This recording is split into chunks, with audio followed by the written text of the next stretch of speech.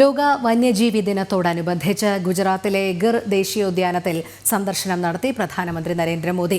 Lion safari നടത്തിയ പ്രധാനമന്ത്രി സ്വയം പകർത്തിയ സിംഹങ്ങളുടെ ചിത്രങ്ങളും സാമൂഹ്യമാധ്യമങ്ങളിൽ പങ്കുവച്ചു. ഗിർ വനത്തിൽ സംഘടിപ്പിച്ച ദേശീയ വന്യജീവി ബോർഡിന്റെ യോഗത്തിലും പ്രധാനമന്ത്രി പങ്കെടുത്തു.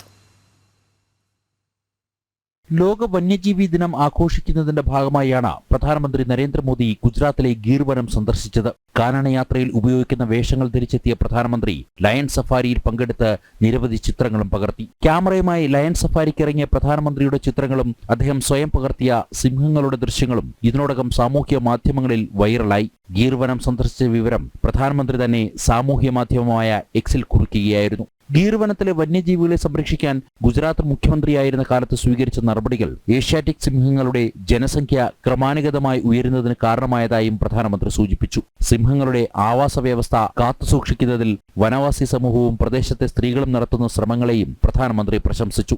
ഗീർ വനത്തിൽ സംഘടിപ്പിച്ച ദേശീയ വന്യജീവി ബോർഡിന്റെ യോഗത്തിൽ പങ്കെടുത്ത പ്രധാനമന്ത്രി ഗീർ വനത്തിലെ തൊഴിലാളികളുമായും സംവദിച്ചു. ശേഷം ജാംനഗറിലെ റിലയൻസ് റിഫൈനറി കോംപ്ലക്സിൽ സ്ഥിതി ചെയ്യുന്ന മൃഗസംരക്ഷണ പുനരധിവാസ കേന്ദ്രത്തിലും പ്രധാനമന്ത്രി സന്ദർശിച്ചു.